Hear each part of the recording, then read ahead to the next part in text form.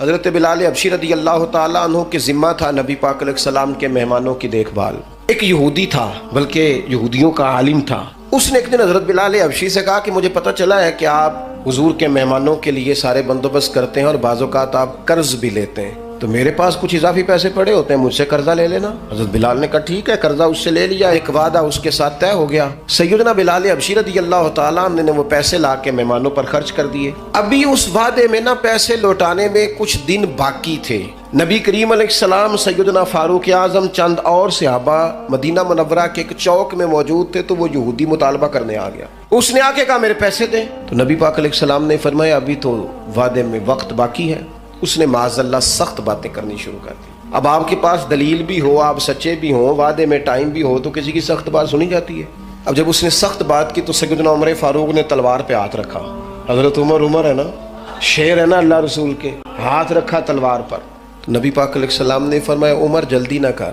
حضور فرمانے لگے عمر اس نے پیسے لینے ہیں، وہ مطالبہ کر سکتا ہے، تمہیں چاہیے تھا کہ تم اسے کہتے ذرا نرمی کر، مجھے کہتے پیسے ادا کر دیں۔ حضور فرمانے لگے اب اس طرح کرو، اس کے ساتھ جاؤ، فلاں جگہ کھجوریں پڑی ہیں، جتنا اس کا قرض ہے اتنی کھجوریں تول کے دے دو، اور یہ جو تم نے تلوار پہ ہاتھ رکھا ہے نا، اسے ڈرایا ہے، تھوڑی کھجوریں زیادہ بھی دے دینا۔ حضرت عمر ساتھ لے گئے، کھجوریں تول کے دی۔ حضرت عمر کہتے ہیں اب حضور کا حکم تھا، تھوڑی زیادہ بھی دی۔ فرماتے ہیں وہ مجھے کہنے لگا عمر ایک بات کرنی تھی۔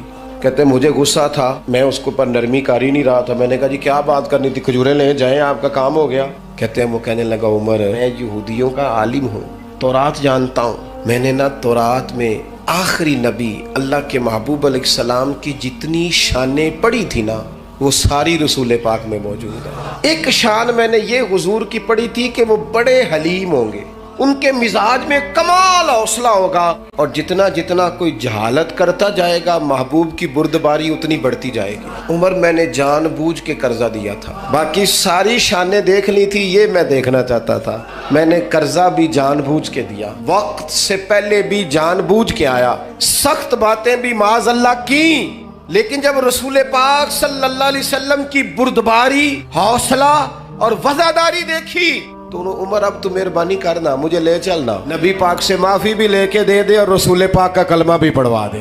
تھوڑا نا مزاج میں بردباری لائیں، حوصلہ لائیں۔ کوئی ضروری ہے ہر سوال کا جواب ہم نہیں دینا ہے؟ نہیں سمجھ آئی بات کی؟